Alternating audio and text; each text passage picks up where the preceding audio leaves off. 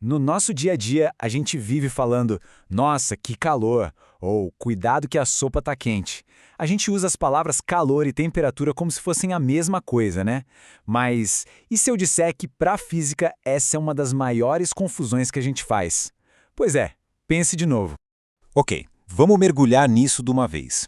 Na nossa conversa do dia a dia, as palavras são mais flexíveis. Tudo bem. Mas olha, no mundo da ciência, e principalmente na física, precisão é uma palavra-chave. Calor e temperatura são dois conceitos com definições super claras e pode acreditar bem diferentes uma da outra. Então, a grande pergunta que a gente vai desvendar aqui é exatamente essa. Será que quando a gente sente aquele sol forte na pele, estamos sentindo a temperatura dele? Ou será que é outra coisa que está acontecendo ali? A resposta para isso pode de verdade mudar o jeito que a gente enxerga o mundo. E essa tela aqui mostra o ponto perfeitamente. No dia a dia, a gente fala estou com calor ou fecha a janela para o calor não sair. Só que, do ponto de vista da física, nenhuma dessas frases faz muito sentido. É que um corpo não pode ter calor ou guardar calor. Vamos entender o porquê disso agora. A chave para entender essa história toda está no mundo invisível das partículas. Pensa só, tudo ao nosso redor, do ar que a gente respira até a cadeira, é feito de átomos e moléculas que não param de se mexer. É como se fosse uma dança microscópica acontecendo o tempo todo, em todo lugar. E aqui está o primeiro conceito super importante. Temperatura nada mais é do que um número que diz pra gente o quão agitada está essa dança das moléculas. Quanto mais elas vibram, mais elas se mexem, maior é a temperatura. Simples assim, né? Agora o calor. O calor não é uma coisa que um corpo tem, mas sim a energia que está pulando de um lugar para o outro. E essa transferência de energia acontece sempre do corpo com maior temperatura para o corpo com menor temperatura. Se não tem diferença de temperatura, adivinha?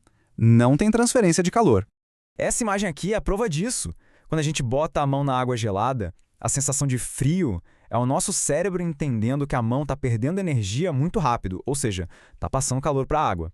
O contrário acontece com a água morna. A sensação de quente ou frio é sempre sobre a transferência de energia, sobre ganhar ou perder calor. Certo.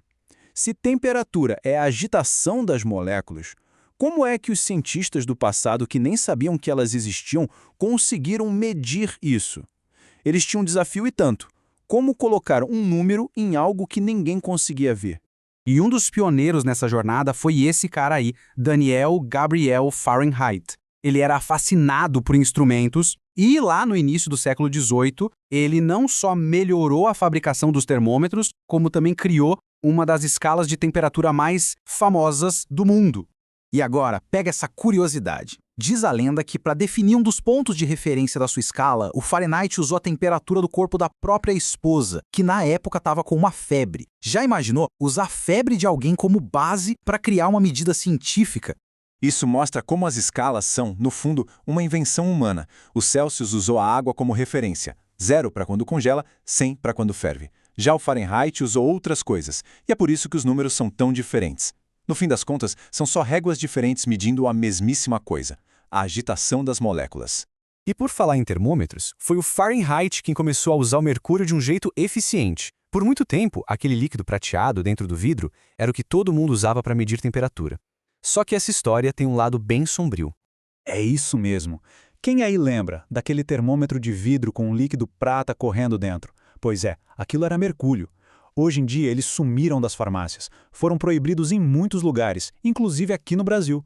Mas por quê? A razão é simples e bem séria. O mercúrio é extremamente tóxico. Ele é um metal pesado muito perigoso. Se um termômetro desses quebra, o vapor que ele solta é um risco gigantesco, que pode causar danos graves para a nossa saúde e ainda contaminar o meio ambiente por um tempão. E aqui vem a parte mais irônica e trágica dessa história toda. O próprio criador dos termômetros de mercúrio, o Daniel Fahrenheit, muito provavelmente morreu justamente por envenenamento de mercúrio, a substância que deixou ele famoso. É uma lição bem pesada da história da ciência. Ufa! Depois dessa viagem pela física e pela história, vamos juntar as peças. O que é mais importante a gente levar de tudo isso que vimos?